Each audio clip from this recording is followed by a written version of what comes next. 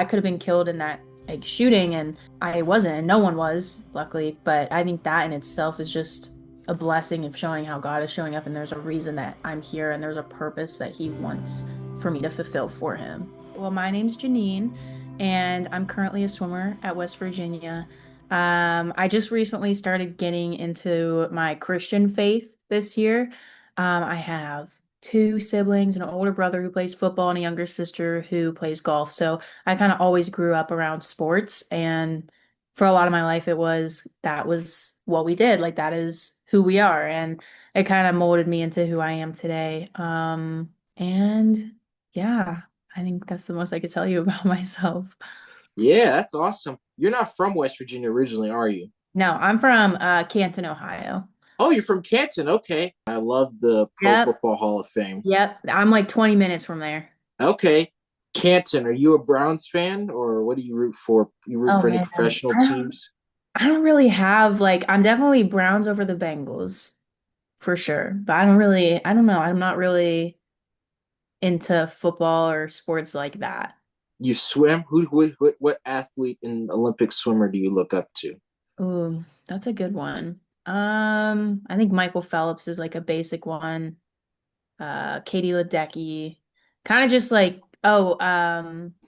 Gretchen Walsh. She's like a newer, kind of up and coming swimmer, but she just graduated this year from Virginia. But she's really, really fast. She's really fast, and she seems like a really nice person too. So.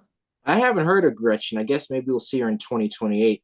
Phelps and Ledecky, two Marylanders, so I've kind of known them Yep. and followed them. And I guess what is this Ledecky's last Olympics? Probably. I don't think Ledecky, I think she's still going. She hasn't announced anything. Okay, well, hey, she can keep going and keep Yeah. beating everybody. I could never, you know. Good. Yeah.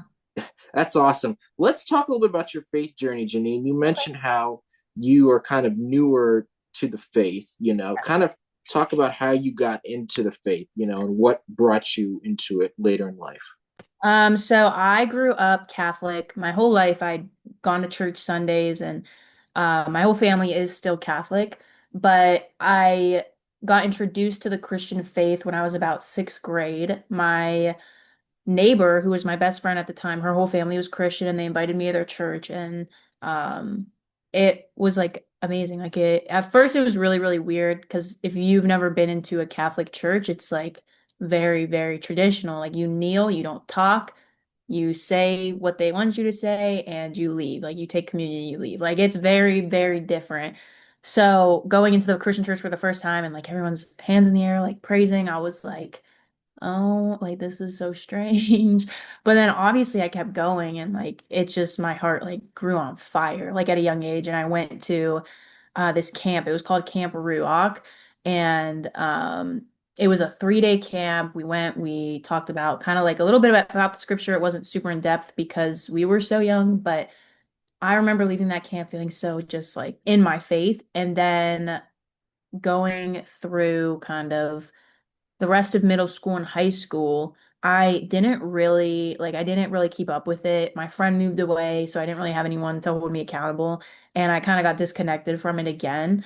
And I always believed in God. I just at some points in my life, like I really, really, really hated him because of just things I'd gone through in my life. I almost was like angry with him of like why you let this happen, why like I would pray to him like when I was in eighth grade I think it was there was like a school shooting at my school and I got pulled into a classroom and I remember like at that point I was not really strong relationship with God, like I kind of was just like going through the motions, like go to church every Sunday whatever, and I remember praying to him and being like, please, God, like, I don't want to die yet. Like, kind of anything you think you would say if you think you're gonna go through a school shooting. So, um, yeah, that I always knew God was there, and when I was struggling, I would turn to Him, but it was never like I had praise towards Him or relationship with Him. It was only like when I was really, really struggling is like when I would reach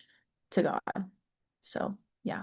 That's pretty relatable to lots of Christians, even if Mhm. they've been religious for, a long time. When you were in that hard situation, how did God kind of show up in your life? Even if you didn't always acknowledge him, he still showed up.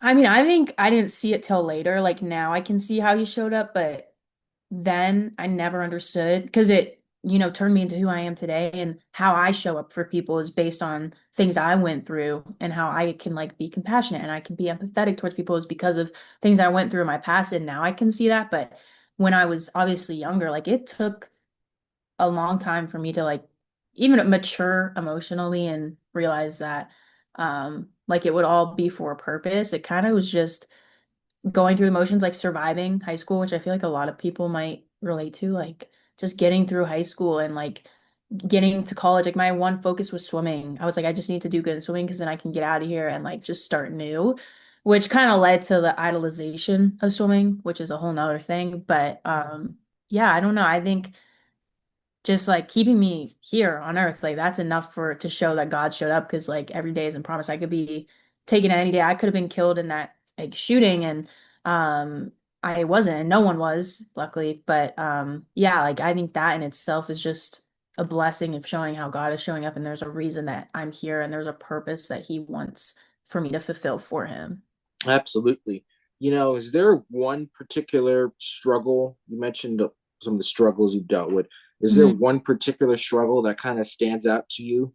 I would say for me, growing up I kind of wanted to always please people. And like I said, the sports was the center. So it was like, if I do good in swimming, my parents will be happy. I will be respected. People will look up to me. Like, so it kind of always was like that idolization of being like, not even like just there for people, but just being the best and being the best that I can be. But it got to the point where it wasn't a healthy of like, let me try my best. It was if I'm not my best, like I'm nothing. And I would say just idolization of earthly things, whether that be people's approval, like looking for relationships, looking for satisfaction in things that I'm never going to get satisfaction from. I would say that that's where I would find that I struggle the most. Um, and yeah. Was there a particular tipping point where it was like, I'm done settling for earthly things? It's not getting me anywhere. Oh, oh man. I would say so I actually went to Towson. I went there my freshman and sophomore year, and through the time that I was there, I struggled a lot. And I got to the point where I was like, everything was just so pointless to me. And I think that was kind of a tipping point, and I ended up transferring, leaving, and now I'm at West Virginia, and I met one of my closest friends, Amari. She's Christian, and she introduced me to the faith, and they have these FCA meetings, and she was like just come to one. And at this time, like I wasn't really big on God. Like I didn't have anything. Like I kind of was just living. Like I didn't believe in universe or like crystals or I just had nothing. I was just there. And I was happy, but like it's never gonna give me the fulfillment that I feel that I find in God and in his word and like just in everyday things that he can get like provide to me. Yeah, so then once I came here and I had torn my ACL over that previous summer, so I lost all that I had of like swimming, like be the best, like that was like pulled away from me. And I don't think that was by coincidence. I think that like God humbled me and he was like you could be the best swimmer in the world and that's not going to mean a thing if you don't treat people with respect, if you don't, do the things that he tells us to do. And I would say that was my tipping point, tearing my ACL and coming here, being introduced to FCA was kind of just like at first a way for me to pass my time. And if I'm being so honest, like I went because there were cute football players, and then slowly, the more and more I went, it turned into like, wow, like this is really feeding me. This is feeding what I'm hearing. The word is feeding my soul. Like I'm leaving feeling more refreshed. Even if I went in tired from a hard practice, like I would leave feeling so like again on fire for the Lord. So yeah, I would say tipping point, tearing my ACL and transferring. What did y'all do in your FCA huddles? So it kind of would be different week from week, but sometimes we would start off with a game and it would be like a game to teach us some lesson. And then we would usually move into the like meeting room. We would worship to a song and then Teresa would go into her teaching. So I think we ended on Psalm, like we did a breakdown of Psalms Um, and it was kind of chapter by chapter that we broke it down, and she just kind of preached to us about her thoughts on it, how she studied it, and like how we can apply it to our life. How many people were at the West Virginia huddles? It started off with a bit, like probably like 50, but then our FCA leader ended up, he got an opportunity at a school in Florida, so he went there, and then we lost some people, but we just got a new one, so we're hoping that this year it'll be bigger. But yeah, we had a good amount at the beginning of the year. You know, when you mentioned how God took swimming away from you, I couldn't help but think about Job in the Bible Mm, because Job lost everything, but then God kind of gave it back to him. You know, obviously you're swimming now at West Virginia, so you know from that period of loss when you tore your ACL to now swimming in the Big 12 at West Virginia. You know, what has God kind of taught you through those? But I'm sure it was very challenging moments. yeah. I mean, it's actually been a year ago today that I tore my ACL. So that's crazy. Because if you would have told me a year ago, like I would be here doing this meeting, like I would probably say you're crazy. But um, what I feel like he taught me, I mean, this year I redshirted, so I didn't get to swim in any meets. I got to train, but like in pain. Like it was just humbling. Like I feel like I was humbled and I was taught that like swimming isn't always going to be everything. And I just got a glimpse of what it would look like. Um, without swimming and what it's going to look like one day when I graduate. I'm going to be a senior, so I'm about to not have swimming and just honestly being grateful for the way I can move my body as well because I think even when my leg was healthy and I was at my best training, like I would complain as any person would sometimes and I kind of just put it into perspective for me that like there are some people that don't have the privilege to walk or run or swim and it's such a privilege and you don't realize it until you can't. And when I was on crutches or I couldn't move my leg without it like hurting or I couldn't kick, like it was the worst because there was nothing that I could do about it. And I luckily have the privilege of getting better and being where I am now where I can do those things, but there's people who don't have those privileges because either they've been in an accident or something genetic like so I think it just opened my eyes to like swimming is a privilege and like I should love to do it whether I'm the best or not the best like just being able to move my body is a gift from God like truly. Why is perspective so important for you? I think it could shift how you feel about like any situation. It could change like sorrow to gratitude and it could just change how you look at life and how you go at situations. I think for me like one big thing that I've learned this past year is leading with love and grace. Whereas before, I kind of feel like I had my walls up and I was very anxious. So I don't know. I wouldn't. I definitely want to lead with love and grace. I kind of led more timidly, like just like in a protective way. And I'm not like I'm still an anxious person and but like now I know that it doesn't matter what anything um on earth like has because like what I'm meant to do here is to lead for God's mission and his purpose, which is to bring people closer and to help them understand the love of God through me. Yeah, I was going to ask you about that because in your bio you say lead with love and lead with grace. You know, what does it mean to lead with love and grace? Because, you know, it's not like, hey, I'm leading with love, you know, I'm holding up love. You can grab it, you know. Yeah, What yeah. does that look like, leading with love and grace? I think for me, it just means like even when no one else is doing it, like when other people are showing a judgmental eye or looking at the worst in the situation, like turning that off and looking through like God's lens of like that is a brother or sister and that is his child and he loves no matter what they've done, like he loves that person just as much as he loves a high achieving person.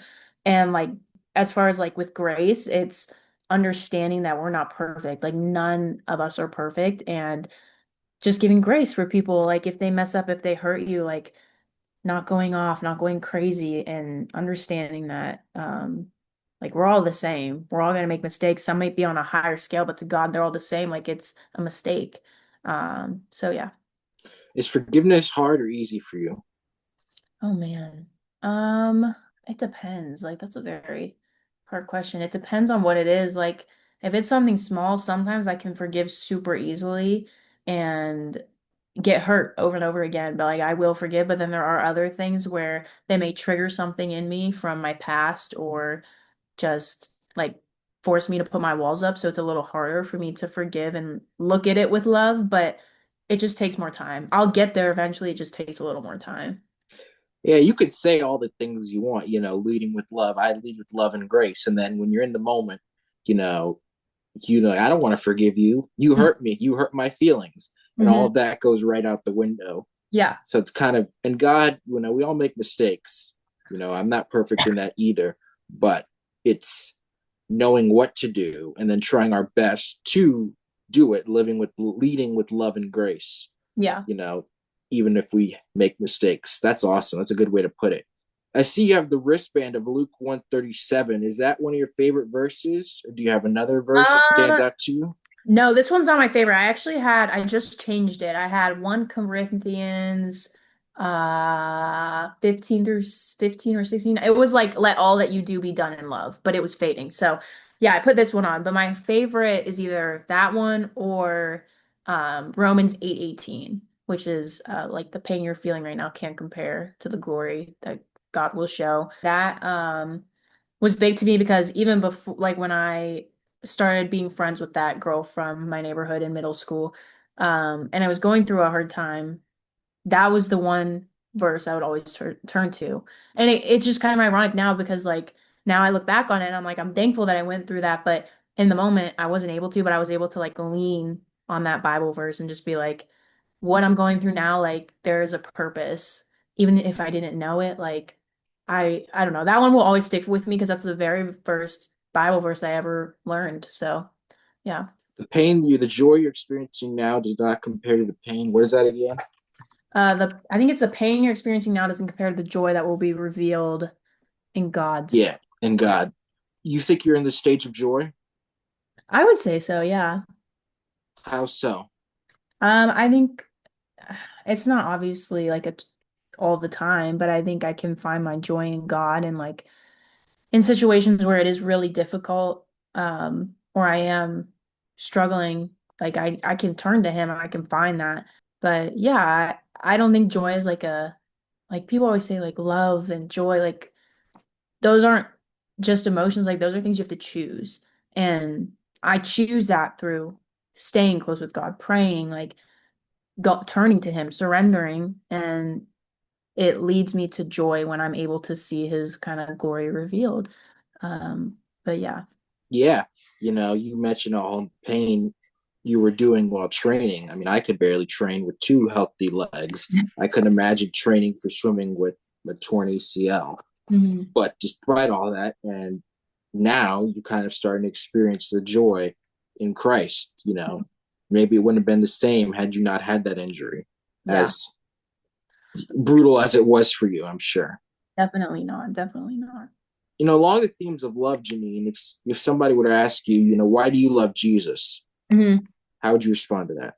Because he's my father and he loves me and he knows every single part of me and he's known me since I was in the womb. Like he created every single being in me for a reason. And that brings me comfort knowing that someone as almighty as him wants me here and wants me to serve out his purpose for him.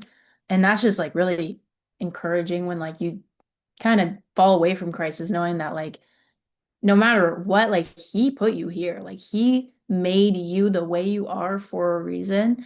And look, like especially looks, like I think especially now in today's day and age, like we're changing everything about ourselves when we were made in his image, like we were made perfect and personality as well. Like don't try to be like other people, don't compare because you'll never live up to that because he made you to be you. So, yeah. I think in swimming, you guys obviously have lanes. Yes. You're not going to swim in somebody else's lane. Mhm. But that's a good metaphor for life. Why is it important to stay in your own lane? Or even if you're looking at the other person, and wondering, oh, they're going to catch up, they're going to catch up. How do you focus on what's ahead of you and not getting distracted? Yeah, this is a really good question. I was studying a verse. I can't remember the specific verse right now, but it was kind of about how God sends us down with different purposes and how each purpose is like a puzzle piece or like a hand. and an eye. The way they, I forget how he worded it, but it was like to make the body, to make what kind of like God wants us to be. And I think like one of them was leader, one of them was like in simpler terms like comforter, one was teacher, and like how each of us have these qualities, and doing these qualities will feed our soul. It's just realizing what the gift God gave us is and using it to like the best capability and the capability that He wants us to use it to. Because if we try to serve out someone else's purpose, it'll never ever work out the way He wants it to. And you're never going to find true joy or like feeding to your soul, because you're not doing it for Him and for His kingdom, but you're doing it for your own satisfaction. So when you're out swimming, how do you swim for Christ? When there's other factors, you want to make your family proud, of course. You don't want to let your teammates down. You want to make West Virginia proud. But how do you balance all those factors while keeping God first? I would probably say like giving myself grace, like especially in this past season of my life with an injury, giving myself grace and realizing that if I'm not going the fastest times that I went before, like he still loves me and he still cares for me, and I should still be a good teammate and show other people that I can accept that type of thing and they should be able to as well because they're just as loved.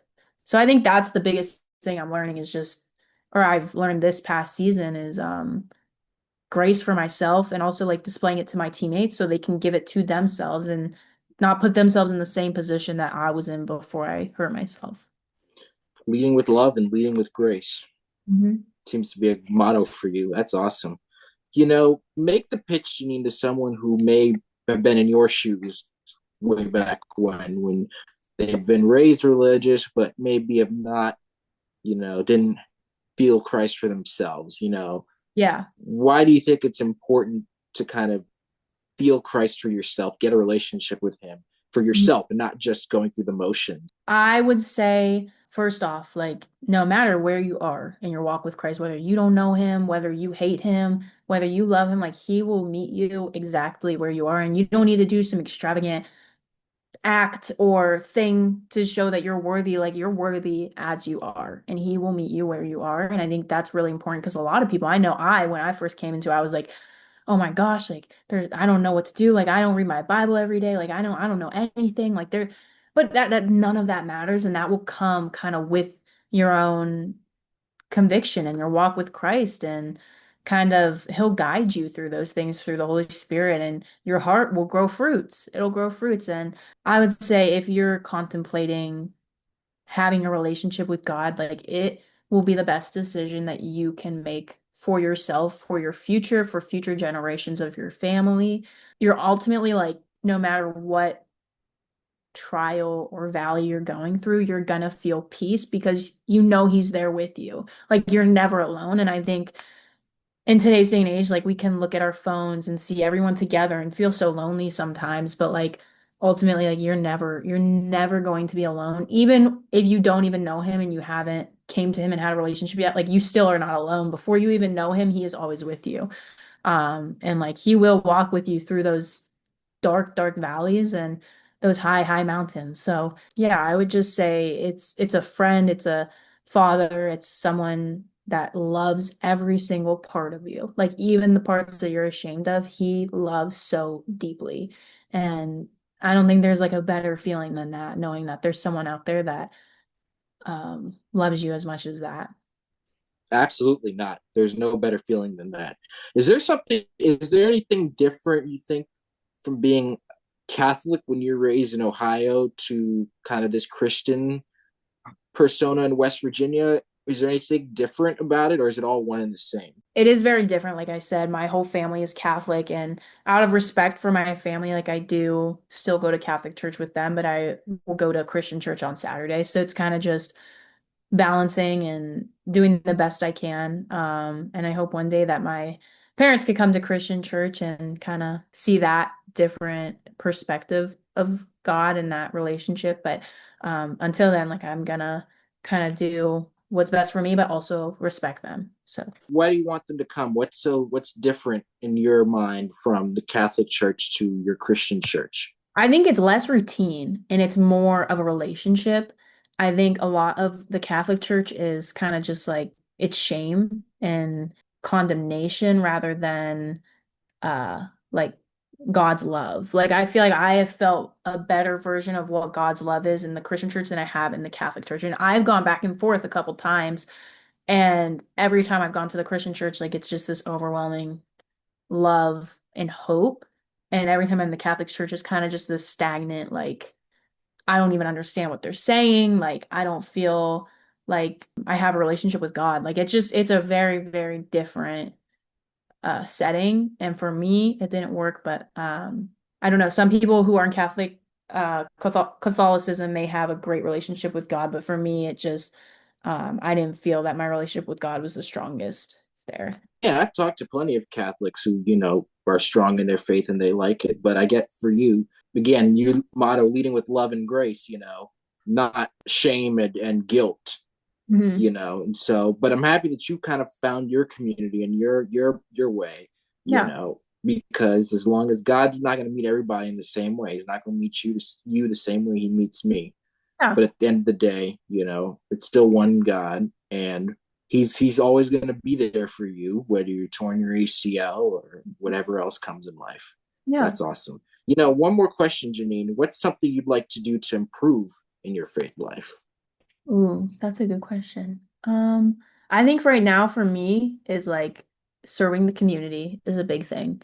I recently started working with Samaritan's Feet. It's a nonprofit, and I'm raising money to give shoes to kids in communities in need. And that's been something that's also a Christian nonprofit, so like it's been amazing. The um, person who kind of like I talked to and kind of recruited me, introduced me to everything. Kathy, she is literally the most amazing person ever. And yeah, serving the community and serving others before myself, putting worldly things aside, including like idols. I think that's a big thing is like my whole life, I kind of, since I didn't know God, I put so much on that priority list above him because he wasn't even on it at one point.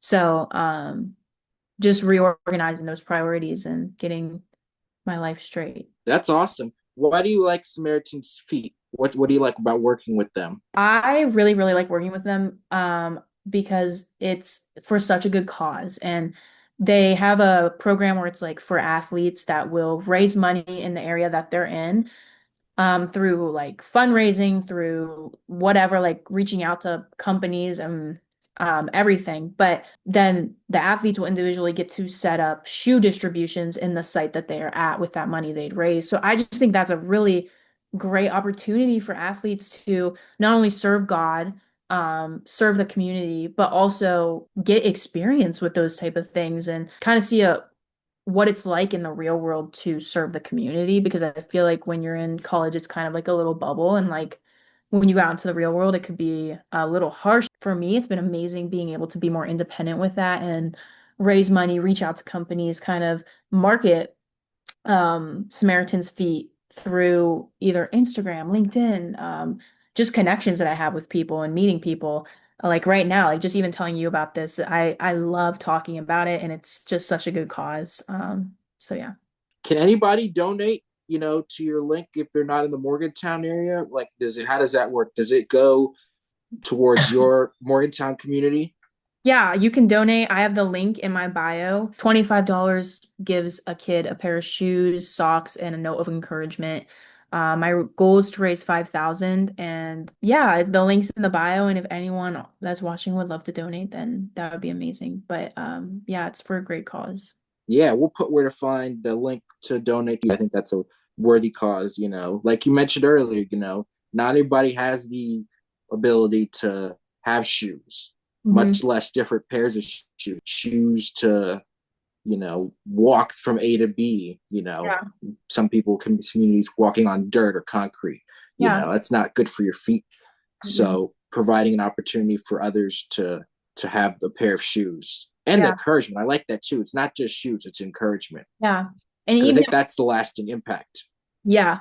And even when talking with Kathy, like, it's not even people just not having shoes. They do serve worldwide. So like they'll go to Africa and give kids who have never had shoes. But like even in local areas, kids will be wearing shoes that are too like 3 or 4 sizes too small just because they don't have enough money to get a new pair of shoes. I remember her telling me this story of at one of the distributions, they were giving shoes to kids, and this kid would curl his toes every time that you put the shoe on because that's how he would be able to fit into them. And when he finally got the right pair of shoes, like the size, he kept curling them and curling them. And when they were telling him like you don't have to do that anymore. And he was finally able to wear a shoe properly without pain or without having to, just trying to fit into it. And I think kids, like, they're supposed to be active. They're supposed to be running around and having fun and like being that childlike kind of joy that the Bible talks about, that we should all have. And I don't know. I just think shoes are a great way to